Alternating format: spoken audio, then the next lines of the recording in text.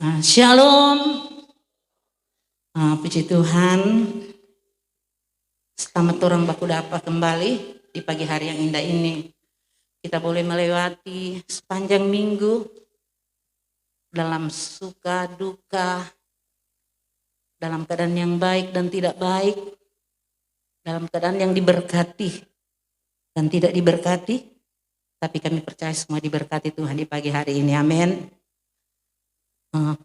Ketika kita mau kilas balik perjalanan hidup anak-anak Tuhan di sepanjang tahun ini, di mana kita boleh melewati sampai hari ini, kita dalam keadaan yang baik, sehat, semua karena kasih karunia Tuhan. Sebab itu sekali lagi mari kita mau fokus pada firman Tuhan, kita mau dengar firman Tuhan dengan baik, karena kalau kita fokus, kita akan mengalami berkat-berkat Tuhan yang luar biasa daripada Tuhan. Terima kasih kepada Bapak Gembala, Ibu Rohani, yang siang hari ini mempercayakan kami juga untuk belajar melayani kebenaran firman Tuhan. Kita masih mau belajar, saudara. Jadi kita sama-sama mau belajar untuk firman Tuhan. Firman Tuhan yang kami ambil dalam kitab Yohanes 21 ayat ke-18. Satu ayat saya jemput, semua kita bangkit berdiri. Kita akan membacakan bersama-sama ayat ini. Yohanes 21 ayat 18 dengan hitungan yang ketiga. 1, 2, 3. Aku berkata kepadamu, sesungguhnya ketika engkau masih muda, engkau mengikat pinggangmu sendiri, dan engkau berjalan kemana saja kau kehendaki. Tetapi jika engkau sudah menjadi tua, engkau akan mengelurkan tanganmu, dan orang lain akan mengikat engkau dan membawa engkau ke tempat yang tidak kau kehendaki. Puji Tuhan, silakan duduk kembali. Firman Tuhan, amin. Sekali saya akan membacakannya. Aku berkata kepadamu, sesungguhnya ketika engkau masih muda, engkau mengikat pinggangmu sendiri, dan engkau berjalan kemana saja kau kehendaki. Tetapi jika engkau sudah menjadi tua, engkau akan mengulurkan tanganmu, dan orang lain akan mengikat engkau dan membawa engkau ke tempat yang tidak kau kehendaki. Puji Tuhan, saudara. Kalau mau baca ayat ini sebenarnya ayat yang pendek, saudara. Kalau kita melihat di dalam Yohanes 21 ayat 15 sampai dengan 17, di sini kami akan membacakannya, saudara. Ayat 15 di sini dikatakan bahwa kata Yesus sesudah sarapan Yesus berkata kepada Simon Petrus, Simon, anak Yohanes, apakah engkau mengasihi aku lebih daripada mereka ini? Jawab Yesus kepadanya, benar Tuhan, engkau tahu bahwa aku mengasihi engkau. Kata Yesus kepadanya, gembalakanlah domba-dombaku. Ayat 16. Kata Yesus pula kepadanya untuk kedua kalinya, Simon anak Yohanes, apakah engkau mengasihi aku? Jawab Petrus kepadanya, benar Tuhan, engkau tahu bahwa aku mengasihi engkau. Kata Yesus kepadanya, gembalakanlah domba-dombaku. Ayat 17, di sana dikatakan bahwa kata Yesus kepadanya untuk ketiga kalinya, Simon anak Yohanes, apakah engkau mengasihi aku? Maka sedih hati Petrus karena Yesus berkata untuk ketiga kalinya, apakah engkau mengasihi aku? Dan ia berkata kepadanya, Tuhan, engkau tahu segala sesuatu, engkau tahu bahwa aku mengasihi engkau. Kata Yesus kepadanya, gembalakanlah domba-dombaku. Sampai 3 kali Tuhan Yesus bertanya kepada Petrus. Tuhan Yesus mengucapkan hal ini setelah 3 kali ia bertanya kepada Petrus, apakah engkau mengasihinya?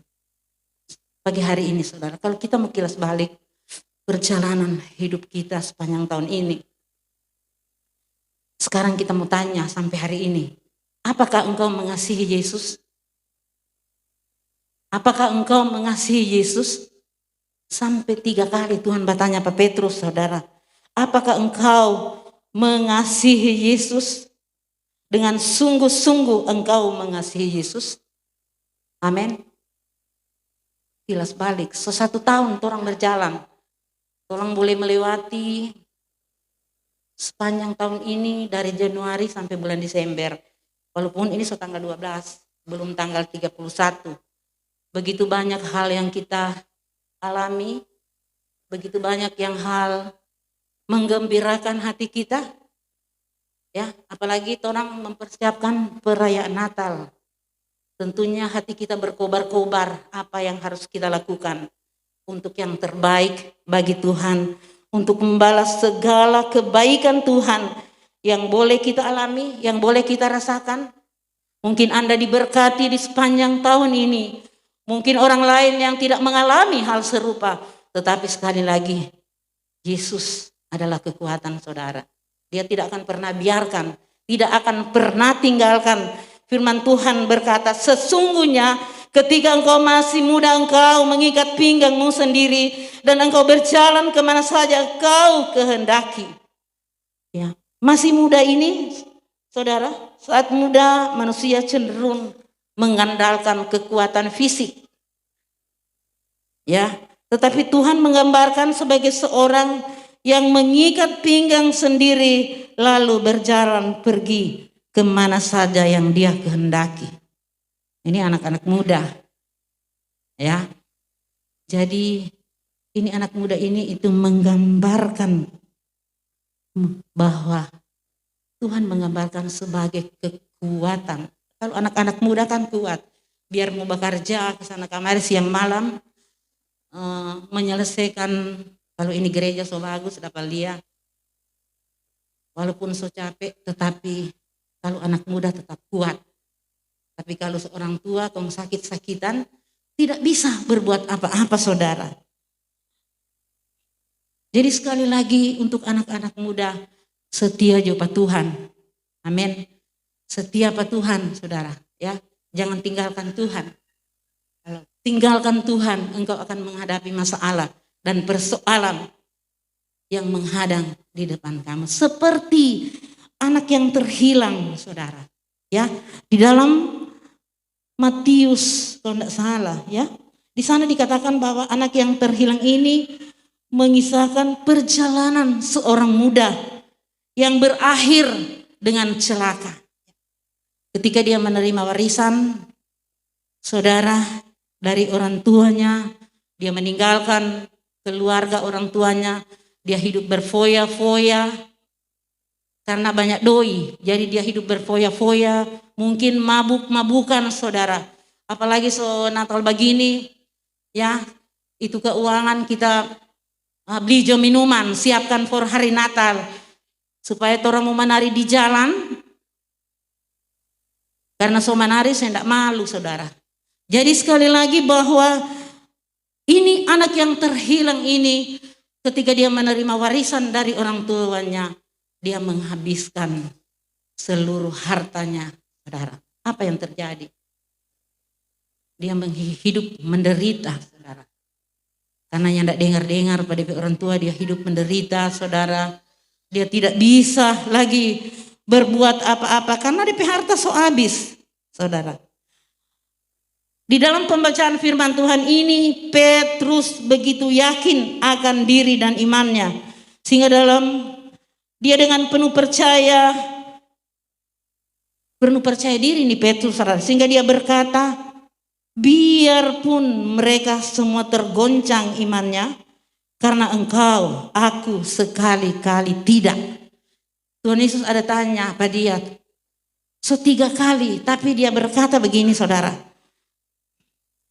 Dia penuh dengan percaya diri, dia berkata biarpun mereka semua tergoncang imannya karena engkau, tetapi aku sekali-kali tidak. Bahkan setelah Tuhan memberi peringatan bahwa sebelum ayam berkokok 3 kali Petrus menyangkal Tuhan. Jadi Bapak Ibu Saudara yang diberkati oleh Tuhan Yesus, mari kita sebagai anak-anak Tuhan di hari-hari ini, apapun yang terjadi dalam hidup kita, jangan kita tinggalkan Yesus. Jangan kita meninggalkan Yesus, sumber segalanya, sumber kekuatan itu saudara. Sekali lagi saya katakan, kalau orang mau kilas balik perjalanan hidup ini saudara, itu bukan enak-enak saja saudara ya. Tetapi sekali kita orang harus mau berjuang untuk kita boleh sampai di bulan Desember ini. Hari ini tanggal 12. Mungkin kita punya target-target di bulan Desember ini saudara. Orang sudah berjuang kan hampir 1 tahun. Mungkin saudara di bulan Desember ini kita punya target. Aduh, kita mau beli baju baru karena so Natal. Kita mau bikin cookies karena so Natal. Tetapi seringkali saudara, target-target itu yang kita impikan itu tidak baru setengah mungkin terpenuhi. Ya. Mungkin ada nota-nota baru, nota-nota merah yang harus diselesaikan di akhir tahun. Ada begitu banyak hal yang harus kita selesaikan menjelang akhir tahun ini, saudara. Tetapi sekali lagi bahwa iman kita itu bisa goyah, iman kita itu bisa goncang. Kalau Petrus dia seorang rasul nabi yang luar biasa. Tuhan Yesus bertanya, apakah engkau mengasihi aku? Tetapi sebelum ayam berkokok 3 kali Petrus sudah menyangkali Tuhan. Apalagi orang sebagai anak-anak Tuhan. Kalau soalnya tidak setia di gereja saudara. Ya, tidak setia dengar-dengaran. Di sini saudara, apa yang terjadi? Bapak Ibu yang diberkati Tuhan. Sekali lagi, inilah episode tentang orang muda. Terlalu banyak omong kosong yang berjuang untuk menghasilkan malapetaka atau penghakiman. Karena yang tidak dengar kan di cerita tadi, itu anak yang terhilang, yang tidak dengar-dengaran saudara. Biarlah orang ini saudara, jangan jadi seperti anak-anak yang terhilang saudara. Ya kalau di sini mungkin masih bagus orang bebas beribadah, tapi di kota besar susah mau beribadah saudara. Selama kami di sana saudara, nyanda jaga beribadah saudara. Ya cuma online jo, aduh kita bilang. Langsung dapat ingat di lirung kita, walaupun memang sangat senang saudara. Tetapi mau ibadah susah sekali. Cuma online, cuma lihat-lihat di HP. Aduh kita bilang susah sekali di sini itu mau ibadah. Kalau di sini hari Minggu 2 kali, Minggu pagi dan Minggu malam bersukacita bersorak-sorai. Ya, kalau di sana nyanda ada mau beribadahnya tidak bisa beribadah. Beribadah pun itu harus terjadwalkan. Solapur, kita hari Minggu ini. Supaya ditentukan gereja yang besar cuma berapa orang saudara. Ya sangat sulit sekali saudara. Sebab itu mari kita sebagai anak-anak Tuhan yang masih bebas untuk beribadah. Walaupun mungkin hari-hari ini cuma satu minggu 1 kali karena acara perayaan Natal saudara. Tetapi sekali lagi jangan pernah tinggalkan Tuhan. Karena saudara, kita melihat jalan orang benar, lalu apa yang perlu dilakukan orang percaya? Ini satu pertanyaan saudara. Pemazmur berkata dalam Mazmur 139 ayat 3. Haleluya. Minta tolong dah. Mazmur 139. Mazmur 139 ayat 3.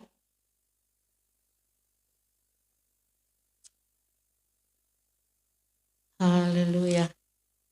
Engkau memeriksa aku kalau aku berjalan dan berbaring. Segala jalanku kau maklumi. Bukan main itu Tuhan Yesus baik-baik kan. Ya. Dikatakan bahwa engkau memeriksa aku ketika aku berjalan.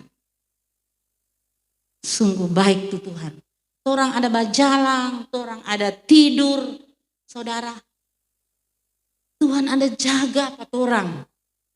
Amin. Jadi mengapa orang mau takut? Tuhan ada jaga saudara. Dimanapun orang berada, Tuhan ada jaga. Saudara, kalau waktu kita mau ke Jakarta, kita mau pergi karena corona. Corona takut sekali. Tetapi puji Tuhan, diperiksa ke sana kemari, pulang pergi negatif semua. Amin. Karena semua Tuhan, orang percaya Tuhan. Orang boleh bilang corona banyak sekali di sana, saudara. Kalian mau berjalan takut. Tetapi sekali lagi, kalau ada dalam perlindungan Tuhan, orangnya tidak perlu khawatir. Amin. Tidak perlu khawatir, saudara. Orang hidup sesuai dengan kebenaran firman Tuhan. Sungguh luar biasa, engkau memeriksa aku, dan kalau aku berjalan dan berbaring, segala jalanku kau maklumi. Tidak ada sesuatu yang tersembunyi bagi Tuhan. Ya, Dia memaklumi, Dia mengetahui setiap gerakan saudara dan saya, dimanapun kita berada, saudara. Bahkan apa yang tersimpan dalam hati kita, dalam pikiran kita, saudara, itu terbuka di hadapan Tuhan. Tidak ada yang tersembunyi, saudara. Semua terbuka di hadapan Tuhan. Dalam Mazmur 37 ayat 37, perhatikanlah orang yang tulus dan lihatlah kepada orang yang jujur, sebab pada orang yang suka damai akan ada masa depan. Amin. Ini firman Tuhan, bukan kita ada karang, saudara. Di sini dikatakan, perhatikanlah orang yang tulus. Rasa-rasa jo sendiri tulus hati atau bengkok hati. Orang yang tulus, dan lihatlah kepada orang yang jujur, sebab pada orang yang suka damai akan ada masa depan. Orang yang tulus dan jujur, kata firman Tuhan, dan suka berdamai, nyanda jaka bakalai orang, dikatakan oleh firman Tuhan ada masa depan.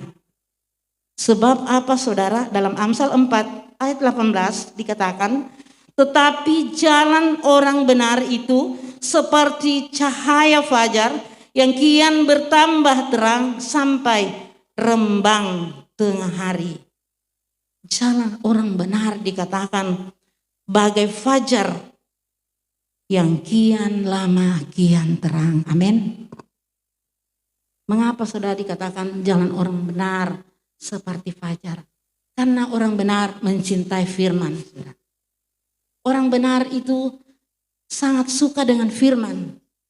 Kalau kita melihat di dalam Mazmur 1, saudara, di dalam Mazmur 1 ayat 1 dan 2 di sana yang ditulis oleh Raja Daud, di sana dikatakan begini, berbahagialah orang yang tidak berjalan menurut nasihat orang fasik, yang tidak berdiri di jalan orang berdosa, yang tidak duduk dalam kumpulan pencemooh. Yang kedua, penekanan dari Daud dikatakan bahwa tetapi yang kesukaannya ialah Taurat Tuhan, dan yang merenungkan Taurat itu siang dan malam. Ini saudara penekanan dari Raja Daud. Merenungkan firman Tuhan. Orang benar, orang yang merenungkan firman Tuhan, sehingga dikatakan dia seperti fajar. Amin.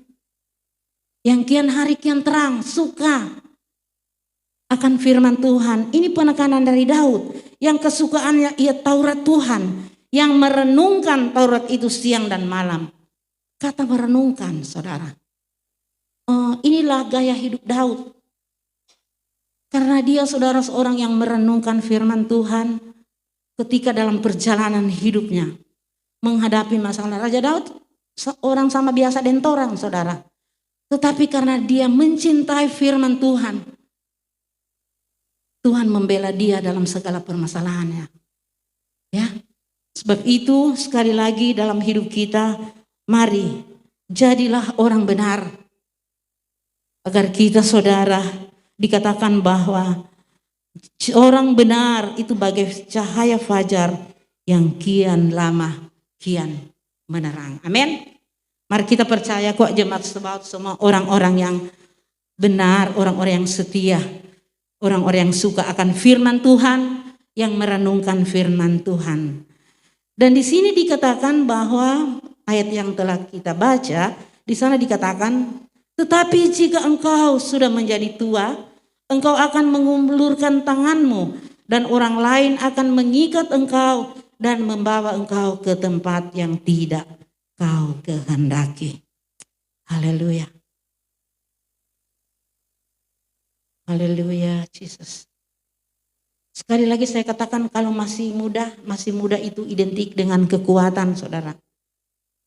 Jadi tindakan orang muda itu sesuka hati, ya.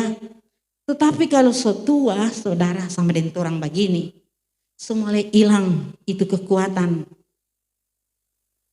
Sesusut orang ini, saudara, dikatakan ketergantungan pada orang lain. Mungkin ada yang seperti itu, saudara. Karena setua, soalnya tidak bisa berbuat apa-apa, saudara. Apalagi kalau seumur 80-an tahun. Aduh, kasihan. Kita bilang, Tuhan, kita hidup terserah aja, Tuhan mau kasih umur berapa. Jangan kita sampai melome untuk anak-anak kasihan susah mau angkat. Aduh, Tuhan, kasihan Tuhan. Kalau boleh jangan sampai begitu. Kalau Tuhan mau ambil jo, terserah Tuhan mau umur berapa pakai. Yang penting jangan itu kurang hela-hela. Aduh, kasihan Tuhan. Ya, karena orang kalau setua soalnya tidak bisa berbuat apa-apa. Di sini dikatakan bahwa kalau orang setua, saudara, tidak bisa berbuat apa-apa. Ya. Jadi sekali lagi, mari orang semulai-mulai yang setua, setia jo pak Tuhan. Ya, setia pak Tuhan, saudara. Rajin baca firman Tuhan. Kalau baca firman Tuhan, di sana ada berkat, yang sakit disembuhkan. Ya, tadi pujian tadi berkatakan, engkau tetap Allah. Engkau tetap Allah, selamanya tetap Allah, tidak ada yang lain. Selamanya tetap Allah, saudara, ya. Sekali lagi, selamanya tetap Allah. Setia juga Tuhan. Untuk kita meraih mahkota kehidupan. Kalau sudah banyak kali disampaikan oleh Bapak Gembala, kalau orang setia, penglihatan dari pendeta DL Modi, di sana dikatakan bahwa dia seorang pendeta yang besar, yang menginjil ke sana kemari, banyak orang yang bertobat, tetapi dalam penglihatannya DP mahkota cuma kecil. Yang diberikan mahkota besar itu kepada nenek tua yang duduk di belakang setiap minggu, setiap beston mungkin, setiap doa-doa yang ada mungkin yang sudah terjadwal, dia yang berdoa bagi saudara yang khotbah. Ya, DP mahkota lebih besar. Dia sampai bertanya Pak Tuhan, Tuhan, kita yang sok sana kamari menangkan jiwa-jiwa banyak. Kenapa kok kita mahkota cuma kecil? Apa Tuhan jawab? Itu seorang ibu tua yang duduk di belakang yang selalu berdoa kepada engkau sehingga engkau berhasil. Amin. Sebab itu yang tua-tua rajin berdoa. Ya, duduk di belakang di muka rajin berdoa untuk mendoakan hamba-hamba Tuhan. Terutama petorang Bapak Pendeta sebagai pemimpin gereja di sini, doakan agar pelayanan di tempat ini semakin hari semakin luar biasa. Terima kasih Tuhan. Rasul Paulus telah memilih dan melakukan yang terbaik untuk mengakhiri perjalanan hidup di dunia ini. Ia menjadikan dirinya tawanan Roh Kudus. Ya, kalau dikatakan pada Kisah Para Rasul 20 ayat 22 sampai dengan 24. Kita akan membacakannya, saudara. Kisah Para Rasul 20 ayat yang ke-22 sampai dengan 24. Bunyi firman Tuhan. Tetapi sekarang sebagai tawanan roh, aku pergi ke Yerusalem dan aku tidak tahu apa yang akan terjadi atas diriku di sini. Selain daripada yang dinyatakan Roh Kudus dari kota ke kota kepadaku, bahwa penjara dan sengsara menunggu aku, tetapi aku tidak menghiraukan nyawaku sedikit pun, asal saja aku dapat mencapai garis akhir dan menyelesaikan pelayanan yang ditugaskan oleh Tuhan Yesus kepadaku untuk memberi kesaksian tentang Injil kasih karunia. Amin. Luar biasa ini Rasul Paulus. Puji Tuhan. Sungguh luar biasa saudara. Sekali lagi Dia melakukan yang terbaik dalam pelayanannya. Sebab itu kita sebagai pelayan-pelayan Tuhan yang ada di gereja ini, mari lakukanlah yang terbaik. Jika engkau ditunjuk dapat jadwal saudara dalam setiap pelayanan, itu lakukan yang terbaik. Karena bukan manusia yang menilai saudara, tetapi Tuhan yang akan menilai pelayanan kita ya. Bukan Bapak Gembala atau Ibu Rohani. Memang sebagai gembala harus menilai kita, tapi lebih dari itu Tuhan akan menilai kita. Lakukan yang terbaik seperti Rasul Paulus lakukan untuk mengakhiri perjalanan hidup di ini. Imannya tidak pernah goyah. Amin. Meskipun seorang nabi menubuatkan apa yang terjadi dengannya di Yerusalem. Di dalam Kisah Para Rasul 21 ayat 10 sampai 11 di sana bunyi firman Tuhan. Setelah beberapa hari kami tinggal di situ, datanglah dari Yudea seorang nabi bernama Agabus. Ia datang pada kami lalu mengambil ikat pinggang Paulus sambil mengikat kaki dan tangannya sendiri. Ia berkata, demikianlah kata Roh Kudus, beginilah orang yang mempunyai ikat pinggang ini akan diikat oleh orang-orang Yahudi di Yerusalem dan diserahkan ke dalam tangan bangsa-bangsa lain. Ini keteguhan hati Paulus, apapun yang terjadi saudara. Dia tetap setia dalam melayani pekerjaan Tuhan. Ada rahasia keteguhan iman Paulus, yaitu penyerahan diri dan Roh Kudus. Kita semua anak-anak Tuhan hari-hari ini banyak hal yang kita alami saudara. Mari biarlah kita menyerahkan hidup kita kepada Tuhan dan Roh Kudus. Ya, biarlah Roh Kudus itu selalu memenuhi setiap hati kita. Karena kita tahu tanpa Roh Kudus saudara, kita tidak bisa berbuat apa-apa. Ya, hari-hari ini adalah hari-hari yang jahat, sakit, penyakit yang seolah-olah orang bilang ini corona soalnya nak mau hilang. Ada lagi varian-varian yang baru yang sangat menakutkan. Dan itulah tanda akhir zaman sebelum Yesus datang pada kali yang kedua. Sebab itu sekali lagi anak-anak Tuhan penuh dengan Roh Kudus, penuh dengan iman kepada Tuhan. Jangan pernah goyah menghadapi segala masalah. Karena di hari-hari ini tantangan, kesukaran, bahkan aniaya yang akan menepung anak-anak Tuhan saudara. Tetapi 1 Petrus 4 ayat 12, saudara-saudara yang kekasih, janganlah kamu heran akan nyala api siksaan yang datang kepadamu sebagai ujian, seolah-olah ada sesuatu yang luar biasa terjadi atas kamu. Ya, ketika Yesus datang pada kali yang kedua, kita akan menghadapi aniaya. Kita akan menghadapi kesukaran saudara. Kasih menjadi dingin, soalnya nak mau baku lia, ya. So, tidak mengasihi satu dengan yang lain. Ini akhir zaman saudara akan terjadi. Soalnya nak mau baku tolong satu dengan yang lain. Karena kasih so dingin, so tawar. Nih mau lihat orang lain. Ya, saling menyakiti satu dengan yang lain. Tetapi sekali lagi, ada Roh Kudus yang memampukan kita di akhir-akhir ini. Ya, sebab itu anak-anak Tuhan berusaha penuhkanlah dengan Roh Kudus.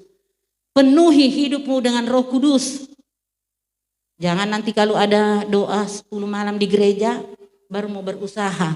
Oh kita mau berusaha kok mau cari kepenuhan Roh Kudus. Tetapi biarlah setiap hari itu hidup kita dipenuhi oleh Roh Kudus.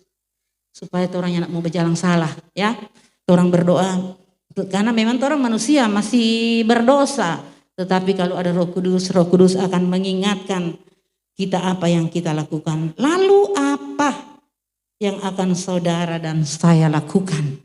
Ini pertanyaan bagi saudara dan saya. Di hari-hari ini. Mau mundur atau tetap teguh dalam iman kepada Yesus Kristus? Haleluya. Amin. Mau mundur atau tetap teguh? Mau tanya Pak jemaat. Tanya lepas kita pediri sendiri, mau mundur atau tetap teguh di dalam Yesus Kristus. Karena hari-hari ini hari-hari yang jahat saudara.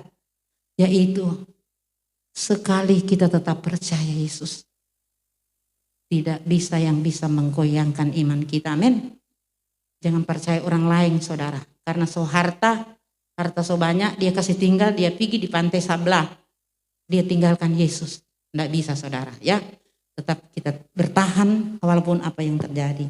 Sebab itu sekali lagi Bapak Ibu Saudara yang diberkati oleh Tuhan, jangan pernah kita goyah.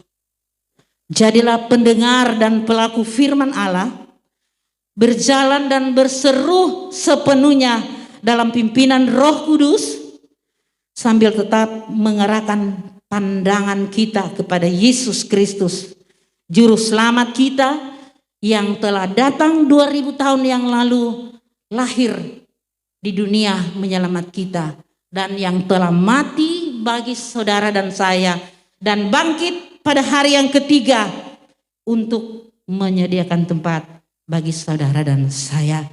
Puji Tuhan. Dan pada waktunya sekali dia datang kembali pada kali yang kedua, dia akan menjemput anak-anak Tuhan yang setia. Amin. Puji Tuhan. Inilah kebenaran firman Tuhan yang bisa kami sampaikan di pagi hari yang indah ini. Sebelum kami serahkan kepada Bapak Gembala, kami juga mengundang tim musik yang ada. Haleluya.